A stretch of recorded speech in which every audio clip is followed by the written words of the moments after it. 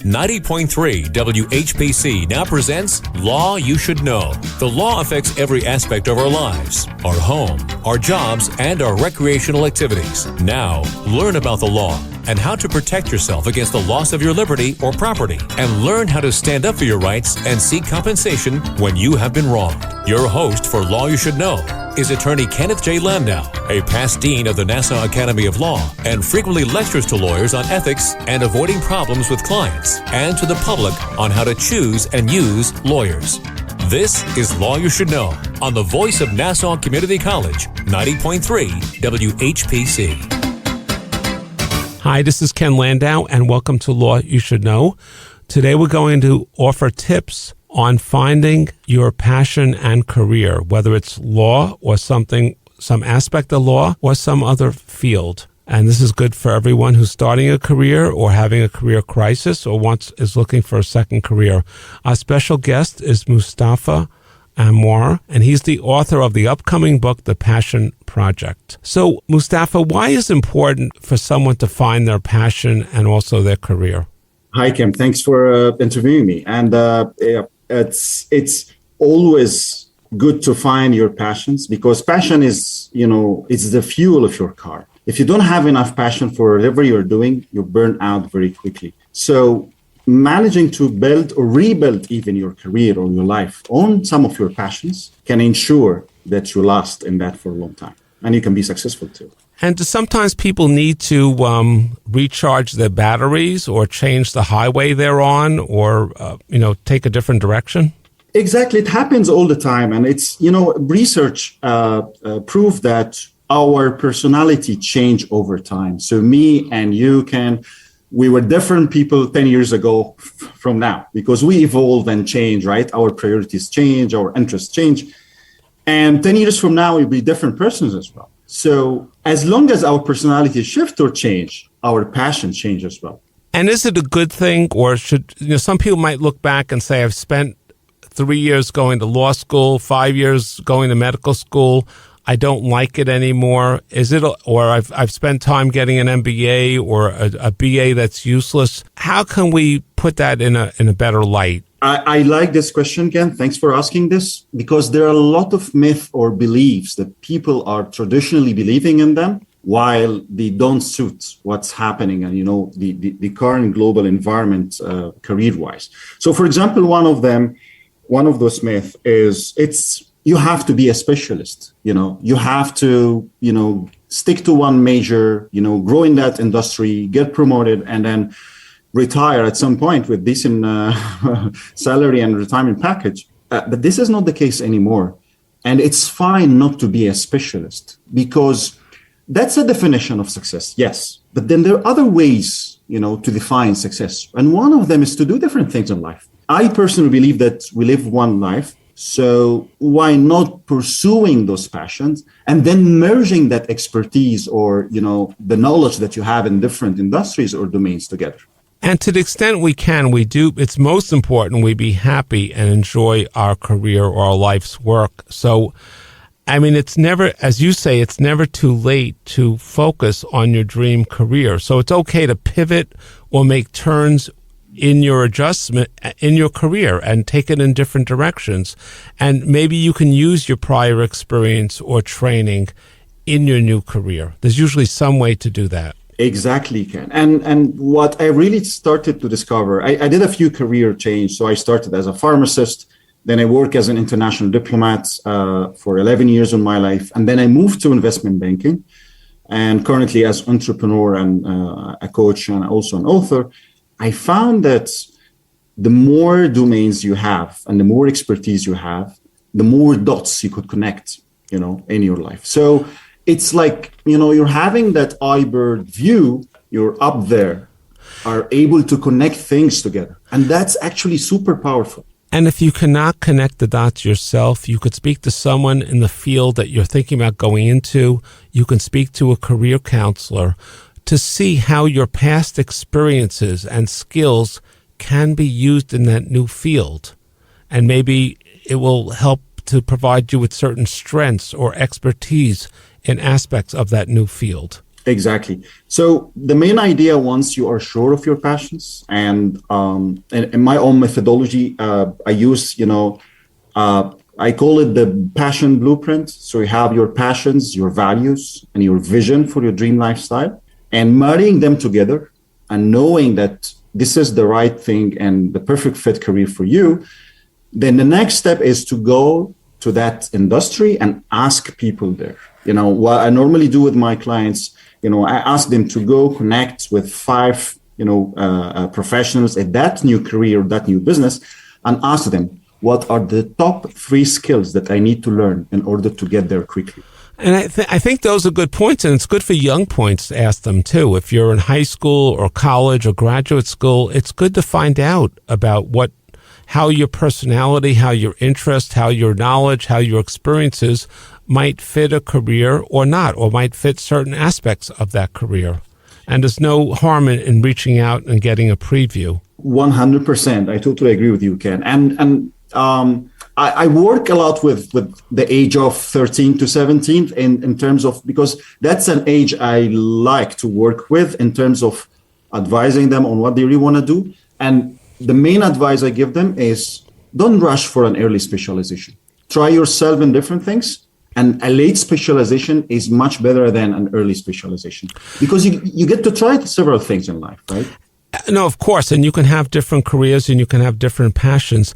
But it's also good to find people in those fields, maybe consider a couple of fields, see what your skill set is, see what they liked and do not like about their work environment. Exactly. Visualize yourself in that new career, because maybe you like it, but then you never know, right? When you start it, maybe it's not the right fit for you. So and you may not like the training or the work environment or what the job actually entails. Exactly, yes. And if someone's not sure about their passions, how can they figure out what their passions are? So I normally have this methodology. It's called the passion meter. So what I ask people to do is visualize their own passions, spend some time on understanding them. And I would say, we could give a few examples. If writing is one of your passions, so I help them to visualize that, when you write, what you really like to write, and why are you writing? Is it for an impact on people around you? Is it, to satisfy a value in your life? Is it to share your experiences or not? And once they are clear of their top 3 passions, the next step is to define their values. And defining your core values, let's imagine this analog here. Imagine that you are driving your car, across the country for thousands of miles. And assume you need 3 essential elements here. Number 1 is enough gas for the whole journey. Number 2, you need a GPS tracker, to, guide you along the way. And you need the final destination or an address to add on your GPS tracker. And if we get back to what you're talking about here, if you don't have enough gas, you will run out of gas at some point and you'll stop. Of course, if you don't have a GPS tracker, you'll get lost at some point.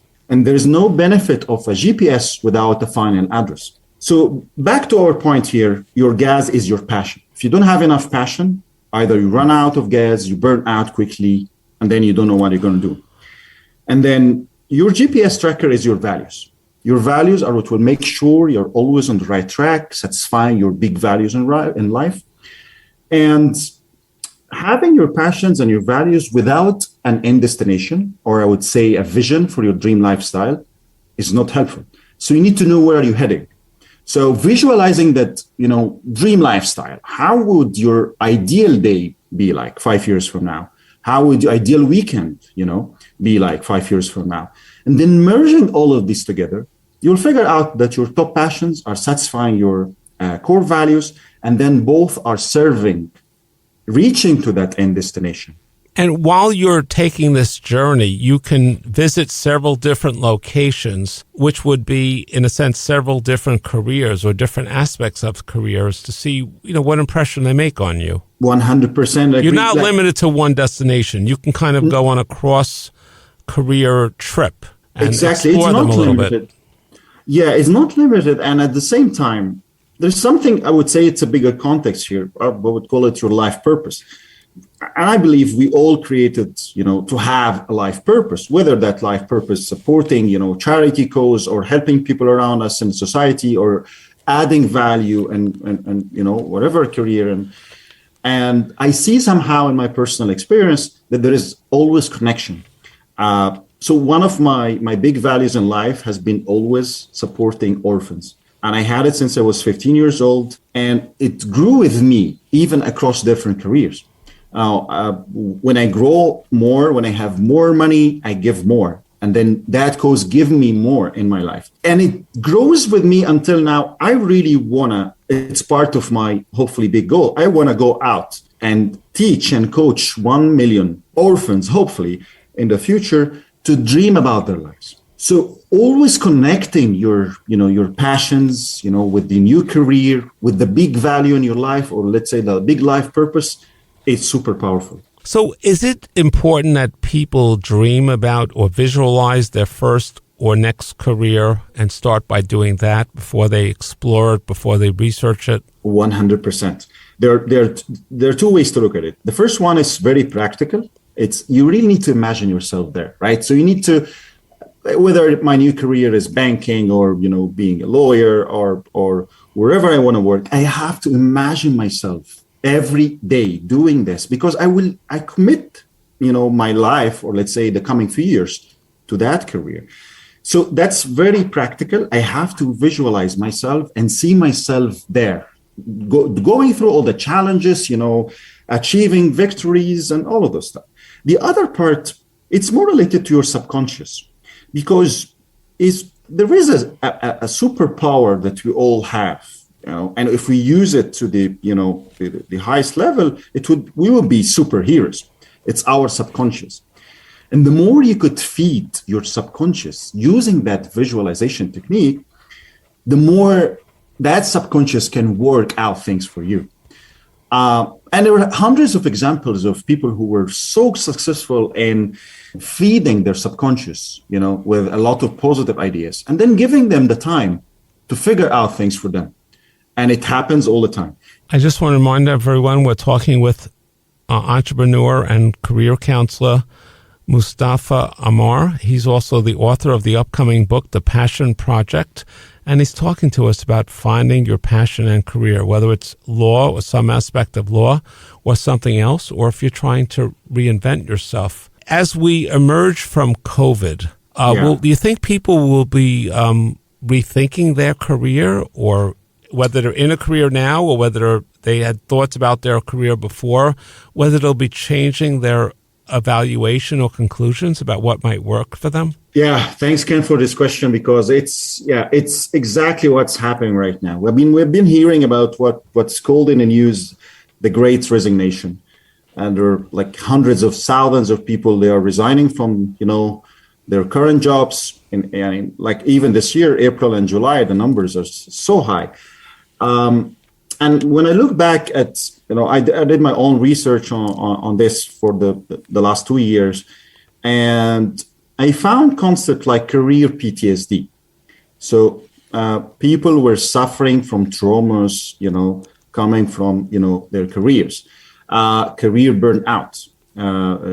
People were burnt out. And what happened with, the good side of the pandemic is that people started, thinking and reflecting on their lives, whether what they are doing really matters for them or not, whether they are fulfilling their passions or not. And I think the main idea here is that, people started figuring out that this is not what we really want to do.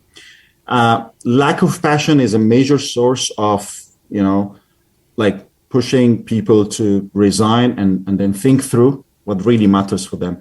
So it brings us again back to our passions. If we rebuild our careers on passion, we satisfy our life. And so some people may need a tune-up or may need a different career at some point in their life because their passion has run out, or maybe they find something where they have a greater passion.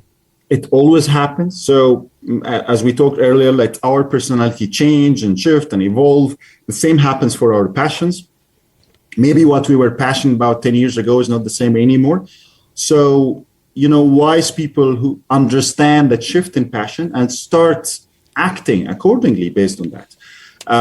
It's fine to do new things in life. There's no something called sunk cost. So because I've seen that always in my life, like people say they spend 10 years in one career, and if I leave that career and go and start somewhere else from scratch, that's a sunk cost. And I always tell them that you always can transfer all your skills from that career to your new career. I will just give you an example. Sure. I studied pharmacy and chemistry in university. That was my major. And at some point I thought, okay, I want to be a diplomat. I studied hard. Then I became a diplomat. And I went to China to study Chinese. So I thought at some point that my chemistry knowledge was gone forever and it's a sunk cost. But what happened is I learned Chinese very quickly. I was able to master reading and writing very quickly. And in the beginning, I didn't know the reason, but when I understood a concept called analogical thinking. So what happened in analogical thinking is that you could bring the analogy of an old or former experience to the new experience. And looking at organic chemistry and how you draw compound, it's always drawn in a certain logic. And I apply this, I would say, unintentionally to reading and writing Chinese. So I could read and write in the same way that I used to draw the compound. And it was super helpful. So especially in light of COVID, or even times where we're not dealing with something as large as COVID, it's always important for people to rethink their careers. Are they enjoying it? Are they getting economic rewards? Do they have a future? Do they still have their passion for the career? That's number one source of fulfillment. And I would add to that the major source of regret is not regretting our mistakes. We commit mistakes all the time. We learn from them, we get over them, and then we move on. But the number one source of regret in our lives are about the things that we really wanted to do, but we never did. The passion we wanted to pursue, we never did. The skills that we wanted to learn, but we never did. There's a very, very famous book. It's called the 5 Top Regrets of the Dying by Bronnie Ware. She's an Australian author, and she used to take care, she was a caregiver of people who were about to die, like a few weeks before they die. Number one source of regret were about the things that you always wanted to pursue and the passion they wanted always to pursue, but you never did. So imagining that regret, I think we all should act accordingly. Once I have a passion, I should just explore it. I don't have to leave my current job right now. I should just give myself at least 1 hour every day to explore that new passion and see how things will evolve. And maybe at some point you can segue into that. You can do it half-time, do it as a hobby, and exactly. and basically switch to that other field where you think you might be happier. Exactly. I don't advise anybody to just jump in the ocean right away. But if you have a calling about something, about doing something, if you have a passion that is born inside you about doing something, explore it. Give it some time. Reflect on it. 30 minutes every day on reflecting on it is super powerful. It will lead you somewhere. And I like this definition. I even writing about it in my book. Passions are the seeds that God plants in your heart to figure out your life purpose. So some people have these seeds, in their hearts, but they don't water it. They don't take care of it, right? Others, just take care of it and give it the time and, water it until they grow. So it's good to give a little time. It's good to try to help your passion grow. You want to see if you can generate that flower, or if you're going to like that flower it generates, or you're better off with a different type of flower. Exactly. You never know. You never know. And how can someone build their resilience as they're pursuing their passion? Or finding their passion? A lot of strategies and tactics here, but I think number one is to have your own faith, faith in yourself, faith in God, faith in, I would say, in the justice of the universe, that when you do your best, you will get rewarded. I still remember those days that were tough on me when I was a pharmacist and I want to be a diplomat. And I still remember it. It was a very tough process. It took me 2 years of exams. we were 2,000 contestants, and at the end, you're going to take 20. And I remember everybody around me was telling me that, do you think that they take you and you are a pharmacist and leave all those guys who are much more, experienced than you do? And I understand the point, but I believed in myself. I had faith in myself. And I was every day asking myself the same question, but then coming to the same question every day, I ask myself another question. It might be impossible for me, yes, but is it impossible for God? In the same moment, I answer, of course, no, it's not impossible for him. So the same conclusion every day is that then work on your part. Just take care of your part. So having that faith will help you to focus on your part. Always do your best. And knowing that with hard work, with following your passions, because again, your passions are implanted in your heart for some reason, you're just following them, you will get there anyway. Okay, I just want to remind our listeners that you're listening to Law You Should Know on 90.3 WHPSU. We're talking to Mustafa Ammar. He's the founder and CEO of the Passion MBA, and he's coming out with a book called The Passion Project so that people thinking about their first career or already involved in a career can find their true passion. What are some of the things that you cover in your book, The Passion Project? The main idea, if we consider our life or careers as project, which is the case, some people, they build their lives or careers on weak foundations. And what happened is that the whole career, the whole life project will collapse. The second category, they build their lives or careers on wrong foundations. And these wrong foundations for them will result into, they would spend most of the time trying to fix the problems coming from that. So what I'm trying to do here is to help people to rebuild their careers, their life, their businesses on the right foundations. And when you do that, you can build something like a skyscraper, a Taj Mahal or a pyramid that can live much longer than you do. So it's quite practical. It's a step-by-step blueprint. When you follow it step by step, because I have done it in my several career transitions and it worked, and I did it on my clients too. So it's a step-by-step blueprint. Once you do it, you will get to where you want. And there's nothing wrong with reevaluating your career, throwing in the towel on one career and pivoting into another career. And sometimes it's the best option. If you're tired of one career or the economy is not good in the current economy. One of the conclusions I learned in my life that we don't have an end destination. That like if I was graduated as a pharmacist, I don't have to be a pharmacist all my life. It's really about the journey itself. So the journey is about enjoying, is about fulfilling, is about learning, is about marrying knowledge and enjoying what you're doing. And that concept is very powerful. And people know that it's just the journey, not the destination. And things change in the world. The conditions in a field may change. The need for people in a field may change. And people's interest in a field may change. You're not locked into one field or career. Exactly. You shouldn't lock yourself into a career over the last 200, 300 years, we learned that we have to be specialists. But actually, if you look historically at most of the civilizations, the Renaissance man was somebody who was doing different things in life. You had people who were they were painters, they were, poems, they were, astrologists, they were doing different things in life. And this is where the magic comes from. When you connect dots together, when you connect several domains together, the magic happens. Actually, there is another study showed that I believe 80+% of Nobel laureates were people who were doing different things rather than just sticking and specializing in one single career. One of the example, if somebody who changed his career when he was 40, and then by 50 he changed again, and then by 60, he already was in 3 careers. He got Nobel. And I just want to also ask you, as part of your coaching program, how do you help someone build the skills that they need to change their career? So the first step, of course, to be aware of their passions and values and their vision for dream lifestyle. And this is how we build resilience, and commitment, consistency to build those skills.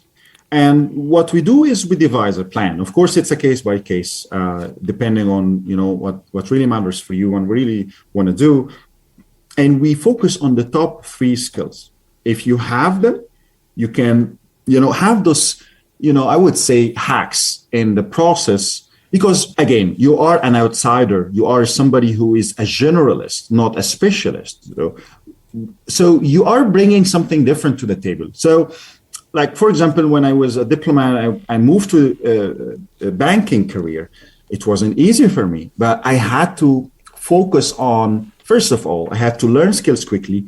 And then I had to use some of those experiences that I have already, in my diplomacy career. One of them was negotiations. So I could use it in the banking career. The other one was business development, because I was trained to build connections and communications quickly with governments, with even private sector. I could use that. So always think of how you can bring, your former expertise, former experience with you to the new place. And secondly, what else you need to know or understand very quickly to hack the process. I think those are very good points. And in your book, the Passion Project sounds very interesting. Just give us your website so our listeners can find out more about your background and the book. Thank you. Yeah. Thank you so much. So the website is thepassionmba.com. There are a few interesting stuff. You can download for free an ebook about the 10 top mistakes to avoid when planning your career change. If you want to figure out their passions, the passion meter exercise is there for free. Okay. There's a quiz as well to help them to, plan their next career. Also on Instagram as the Passion MBA. Okay, thank you very much. I'd like to thank our guests for talking about the Passion Project and our listeners for tuning in to Law You Should Know. If you missed any part of the program, you want to tell someone else about it, the podcast is available at ntcradio.org. And please join us next week at this same time for another program on Law You Should Know on 90.3 WHPC, the voice of Nassau Community College in Garden City, New York.